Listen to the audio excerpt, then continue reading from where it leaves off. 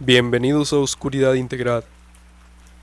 Hay lugares en nuestro país donde el asfalto no solo te lleva de un punto a un punto B, sino que te conduce directamente a la frontera de lo inexplicable.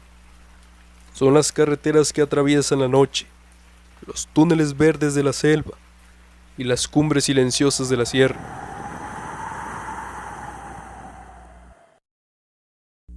El primer testimonio nos lo envía nuestro amigo Raúl. Este acontecimiento se da en la Federal 57, en el tramo Querétaro a San Luis Potosí, cerca de Santa María del Río. Yo ya llevo cerca de 10 años manejando en la carretera y de todo me ha tocado, desde asaltos, bloqueos, gente que se atraviesa. A mí me conocen como el Toro y no me considero nada supersticioso, pero hay tramos que pesan, y la 57, a la altura de San Luis, sí que pesa.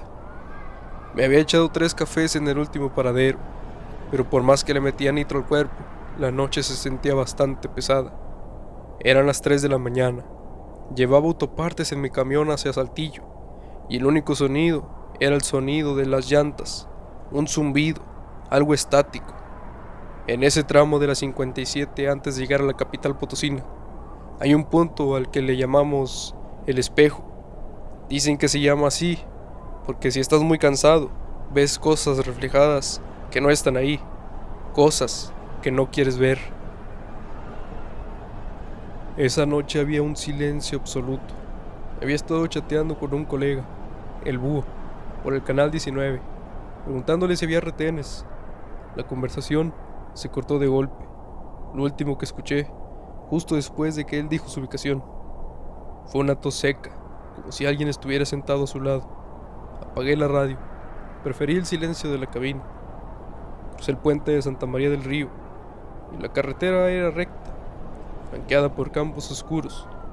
Estaba tan concentrado en no dormirme. Y fue entonces cuando la vi. No estaba en el acotamiento. Estaba en medio del carril derecho, caminando lento, lentísimo, hacia el acotamiento. Era una muchacha joven, ropa normal, blusa clara, jeans. Pero lo que me espantó fue la luz. La luna le daba, pero ella parecía absorberla. Se movía antinaturalmente, como si el aire fuera gelatina. Pisé el freno a fondo. Sentí como las 20 toneladas de mi tráiler protestaban, chirriando sobre el asfalto. Gritando saqué la cabeza por la ventanilla. ¡Quítate, estúpida!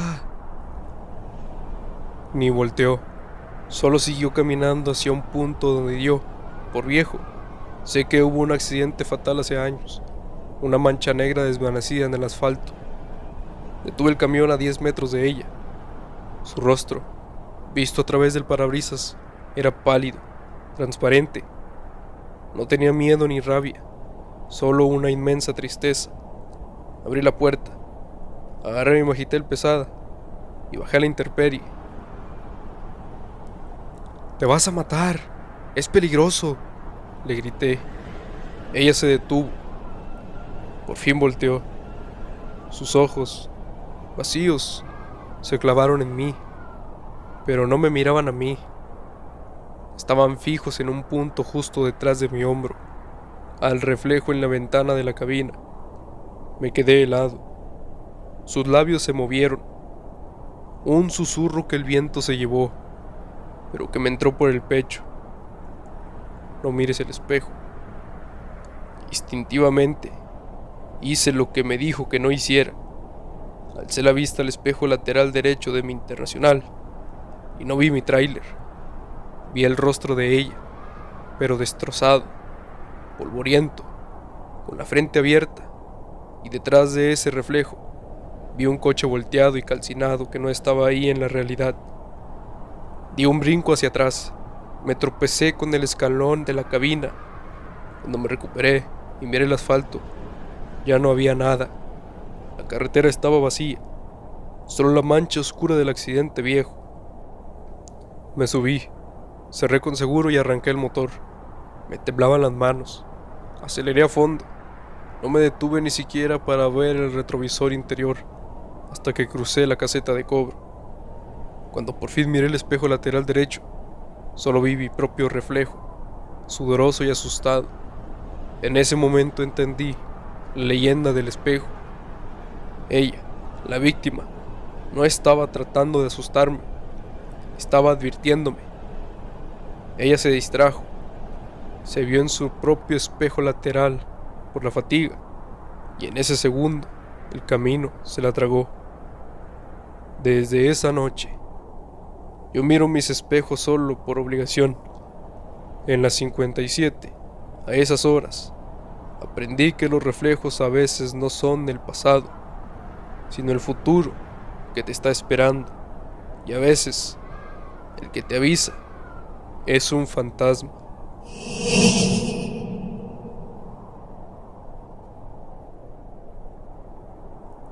Esta segunda historia la escribe nuestro amigo Ramiro Cruz. Esta historia se suscita en la carretera Federal 2, después del tramo Tecate-Mexicali. Yo soy Ramiro, llevo más de 30 años en esto. Conozco cada metro de asfalto en este país, pero la Rumorosa no es asfalto, es piedra, precipicio y viento. Un lugar que de verdad tiene dueño. La noche que me pasó esto estaba subiendo la pendiente con un doble remolque, cargado de madera, desde Tecate. Eran las 11. El viento golpeaba mi cabina como si quisiera arrancarme la puerta. Un viento tan frío que no se siente ni se oye silbar entre las rocas. Por eso le decimos el viento muerto. Llegando a la famosa curva del Gato, veo luces rojas. Un camión nuevo, detenido en el acotamiento, con el capó abierto. Pensé, problemas de novato. Me detuve unos metros más adelante. Uno ayuda, es la ley. Me bajé y vi al muchacho. No tendría más de 25 años. Llevaba una gorra que lo cubría toda la cara. Estaba inclinado sobre el motor, pero haciendo nada, solo mirando. Mirando como si estuviera el vacío ahí enfrente de él. ¿Qué pasó, mi chavo? ¿Fallas? Le grité sobre el ruido de mi tráiler. Se irguió. Su voz era rara, como si el viento se la estuviera tragando. El motor se apagó. De repente, me acerqué, revisando el motor. Nada obvio. ¿Ya checaste el filtro del diésel? En ese momento se alejó de mí. Se apoyó en su cabina, pero luego empezó a caminar hacia el borde del acantilado, justo donde solo hay una barrera de alambre vieja. Oye, no te acerques. Ahí son más de 100 metros, le grité. No me hizo caso. Siguió caminando, como si fuera una acera plana. Corrí detrás de él, sintiendo que me faltaba el aire por la altitud. Se detuvo justo en el límite. Se quitó la gorra, y ahí lo vi. Su rostro era de cera tieso, y sus ojos eran unas cuencas oscuras, un vacío absoluto que no reflejaba ni mis faros. Luego sonrió. Fue una sonrisa amplia, inhumana, que me mostró dientes largos y blancos. Levantó un dedo y señaló una negrura del cielo. Su voz ya no era de un joven, era profunda, gutural, y me llegó hasta los huesos. Es por el mal camino, Ramiro. Lo estoy esperando. Me eché para atrás. Tropecé con una roca. En ese instante, oí un rugido. El camión, con el capó abierto, encendió su motor. Sonó como un animal herido. Miré el acantilado, pero el muchacho ya no estaba. El camión empezó a moverse. Solo di reversa lentamente, metódicamente, hacia el borde. Corrí en mi camión, pero ya era tarde. El camión se detuvo justo en el filo, y justo antes de caer vi la silueta. En el asiento del conductor no había nadie, pero vi una figura negra, altísima, con dos sombras puntiagudas en el techo de la cabina, como si fueran cuernos. Por un instante lo supe. No era un trailero. Era la cosa que dicen que espera a los cansados en la Rumorosa. El camión se lanzó al abismo. Solo oí el crujido del metal contra las rocas al caer. Arranqué mi motor y huí de ahí. No paré hasta llegar a Mexicali. Le conté a un colega lo que pasó. Lo de que el camión se fue por el acantilado. Él me miró con ojos serios. No, Ramiro, ahí no ha caído un camión en meses. Esa cosa no te pide un aventón, te pide ayuda para su camión apagado. Quiere que mires al vacío. Tuvo suerte de que lo que se fuera fue el camión y no tú. El viento muerto no es el ruido del aire, es el silencio que trae consigo. Es la invitación a la locura en la altura. Yo ya no subo ese tramo de noche. Jamás.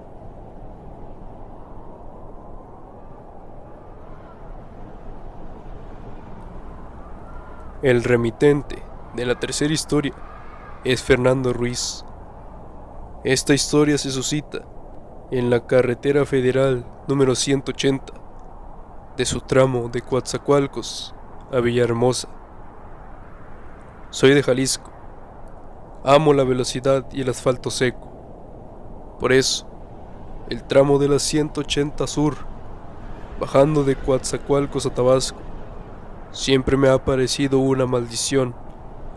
La humedad te ahoga y la selva te come. Yo llevaba químicos en mi Volvo, una carga que ardía. La gente del sur siempre me hablaba de los nahuales, de las brujas que se transforman en animales y de que debes pagar un pedimento o una cuota a la tierra para que te deje pasar. Yo me reía de esas cosas hasta esa madrugada. Eran las 2 de la mañana. Tuve que orillarme en un tramo estrecho, justo al lado de la laguna del Ostión, porque una llanta del remolque se estaba ponchando lentamente. La selva estaba a 1 metro. Bajé y me puse a trabajar. El calor era tan pegajoso que mi camisa se me adhería al cuerpo. Lo que me puso los nervios de punta fue el silencio. Ni un solo grillo, ni una rana, nada de ruido de la vida nocturna. De pronto un golpe seco en la cabina. Me detuve. Miré hacia arriba con mi lámpara y nada. Seguí apretando tuercas y entonces 3 golpes rápidos en la parte trasera del remolque. Agarré a mi maglite y el tubo de hierro que llevo por si acaso y caminé despacio hacia la parte de atrás. Ya te vi, sal de ahí, grité, apuntando con la lámpara. Silencio, solo las hojas de la selva moviéndose un poco, pero sin viento. Estaba dando la vuelta para volver al trabajo, cuando sentí un aliento caliente, asqueroso, con olor a pelo mojado en la nuca. Me giré de golpe, alzando el tubo. Estaba ahí, a 1 metro. Parecía un simio, un chango gigante, casi de mi misma altura, cubierto de pelo negro y brillante, pero no era un animal. Lo supe por los ojos. Eran amarillos, inteligentes, llenos de una malicia que me hizo saber que lo que estaba viendo era algo muy, muy viejo. Soltó un sonido entre risa y aullido y se abalanzó sobre mí. El golpe me tiró al asfalto. Me sentí rasgado por sus garras. El mono se paró sobre sus 2 patas traseras, observándome, y de la garganta de esa cosa salió una voz cáscara, como la de una anciana. No pasas, hijo. No has hecho el pedimento. La laguna pide su pago. Lo supe de inmediato. La bruja, el nahual, me estaba cobrando la cuota por atreverme a pasar por su camino. ¿Qué quieres?, le pregunté, arrastrando las palabras. Apuntó a mi carga con una garra. Quiero el brillo, un pedazo de lo que llevas, o te quedas aquí y la selva te traga. Los químicos eran mi trabajo, no podía entregárselos. Tenía que pensar rápido. No tengo oro, vieja, pero tengo algo más rápido, dije, y lancé el tubo de hierro contra un árbol detrás de él, con todas mis fuerzas. Mientras el nahual giraba la cabeza con el golpe, corrí a la cabina, cerré con seguro. No me importó la llanta desinflada. El nahual se pegó al parabrisas. Sus ojos amarillos me penetraron, y con sus garras, el vidrio empezó a crujir lentamente. Metí la mano bajo el asiento y saqué mi talismán, un pedazo de carne seca y salada que un viejo en Oaxaca me dio, diciendo que era un buen soborno para los que se transforman. Lo lancé por la ventanilla, justo a sus pies. El nahual dejó de atacar el cristal, miró la carne, la olió y se la comió de un bocado, haciendo un ruido de satisfacción. Estaba bueno, ahora vete y no vuelvas sin pagar. El nahual se perdió en la espesura.